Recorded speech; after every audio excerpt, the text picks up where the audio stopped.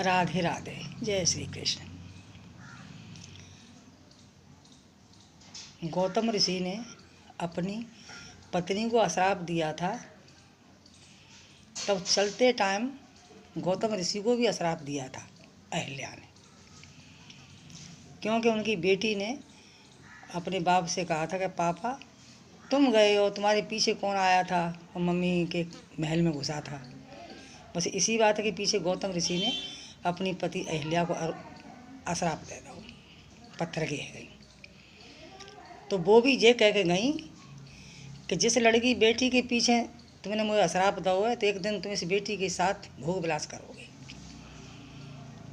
तो रानी तो चली गई, पत्थर की हो गई, लेकिन गौतम ऋषि ने सोचा कि मैं इस लड़की को ही नहीं छोड़ूंगा, तो मैं ऐसे काम क्यों करूंगा। तो गौतम ऋषि ने क्या करा कि बिन्ने एक बक्सा मंगाया, और बक्से में इतनी धन दौलत धरी ताको कोई जवाब नहीं, ये लड़की 7 जन्म तक खाए। उसमें लड़की को सुला दिया और समुद्र में जाके उस बक्से को बहा दिया। तो बड़ी दूर जाके एक केवट नाव डाल रहा था, तो केवट ने बक्से को देखा तो पकड़ लिया। जो कि केवट महागरीब था और उसके पास पहले से ही 8 लड़की थी। तो गौतम ऋषि की लड़की जो थी वो केवट ने पकड़ ली, खोला तो देखे तो उसमें बहुत माल खजाना था, पर लड़की निकली। केवट ने कहा चलो मेरे 8 हैं तो 9 भी यही सही, पर धन दौलत इतना पिता को कोई जवाब नहीं। पर केवट को सबसे प्यारी वही लड़की थी।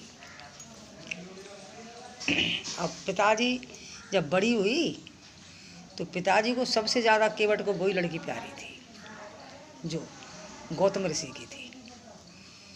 तो जमुना के किनारे वो रोटी लेके अपने पापा के लिए आई, तो पापा और वो बैठी थी एक पेड़ के नीचे, और वो केवट खाना खा रहा था। तब तक गौतम ऋषि कम से कम 20 साल पीछे उस नाव के पास पहुंच गए। तो लड़की ने कहा पापा कोई तुम्हें बुला रहा है उस पार से। न तो गौतम ऋषि ने अपनी लड़की को पहचाना और ना लड़की ने अपने पिता को पहचाना, क्योंकि वो 5 साल की थी जब समुद्र में बही थी तब।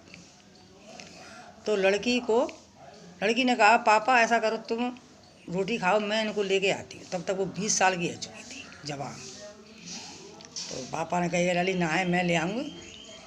तो ना कि पापा मैं चला लेती हूँ नाव को, चूँकि वो अश्राप लगा हुआ था, वो तो पूरा होना है। तो लड़की नाव लेके गई तो इतनी सुंदर थी, इतनी सुंदर रूप कला। तो गौतम ऋषि ने देखकर पागल से हो गए उस लड़की को। उन्हें क्या पता था कि ये मेरी बेटी है, बेचारे वो भी क्या करें। तो उनने लड़की का रूप देखा तो उसको मतलब देख के मोहित रह गए। जैसी लड़की की नाव बीच धार में आई, ऋषि ने कहा कि तुम तो बहुत खूबसूरत हो। हाँ खूबसूरत हूँ, फिर क्या है। उनने उस लड़की के साथ ज़बरदस्ती भोग विलास किया। तो लड़की ने कहा कि तुम कद तो रहे, लेकिन मुझे आसमान देख रहा है और धरती देख रही है और ये पानी देख रहा है, जल जमुना जी का कि गंगा जी का, और तुम ऐसा क्यों कर रहे हो मेरे साथ। फिर तुम मेरे साथ शादी कर लो। कि नहीं शादी तो नहीं करूँगा, क्योंकि मैं बड़ा बूढ़ा हूँ और तुम जवान हो, लेकिन मेरा ये मन बड़ा चंचल है, कैसे समझाऊँ इसे। तो ऋषि ने कहा अच्छा ये तुम्हें सब देख रहे हैं, तो ला मैं अभी इनकी कंठी काट देती हूँ। तो मुंह में पानी भरा गौतम ऋषि ने, तो एक तो ऊपर को मारा पानी के कुल्ला, पानी ऊपर को फेंका मुंह में से। तो उसी दिन से ये जो हम तुम कहते हैं कहर पड़ रहा है मतलब, और ये 4 दिन बाद नहीं खुलता है, ठंडों में ओस पड़ती है, अंधेरा सा होता रहता है। तो उस दिन से ही ये होने लगा है उनके कुल्ले से। और एक कुल्ला उनने मारा जल में, तो जल में उसी दिन से काई हुई। काई देखी आपने, जल के ऊपर कहीं कहीं गड्ढों में, छोटे बड़ों में गड्ढों में काई हो जाती है हरी हरी, वो काई। अब तो नहीं कोई देख रहा है, ठीक है। भोग विलास किया तो उस दिन का एक ये दुआ है अंधकूप और जलो जथा, और कंथ के कंथ और पिता के पिता। कंथ बन गए पति है गए और पिता देगी। अंध माने कूप छाएगो और जलो जथा में जल बुझाएगो, हरा काई उतार में। फिर वो लड़की हो गई गर्भवती। तो उसने बाप ने कही कि बेटा ये तुमने क्या किया, मैं तुम्हें बड़े मन धन से पाल रहा था, तुम्हारी शादी धूमधाम करता, ये क्या हुआ? कि पिताजी अब मैं शादी नहीं करूँगी। तो उसने एक लड़की को जन्म दिया, वो उसका नाम था अंजलि। बस यही कथा समाप्त होती है। और राधे राधे। आप मेरी वीडियो को आगे बढ़ाएं।